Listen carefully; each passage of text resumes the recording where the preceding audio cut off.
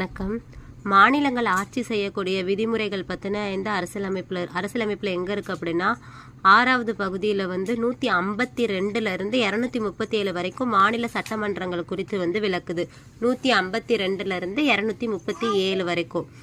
இப்போ இதில் பார்த்தோம்னா மாநில சட்டமன்றத்தில் இந்த மக்கள் மன்றம் ஒரு மாநிலத்தில் சட்டசபை மட்டுமே இருந்துச்சு அப்படின்னா, இப்போ தமிழகத்தில் பார்த்தீங்கன்னா சட்டசபை மட்டும்தான் இருக்குது, மேலவை கிடையாது.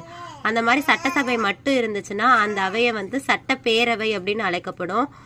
பெரும்பாலான மாநிலங்களில் எப்படி மத்தியில் 2 இருக்குதோ அதே மாதிரி இங்கேயும் சட்டசபை மற்றும் சட்ட மேலவைன்னு ரெண்டுமே இருக்கும்.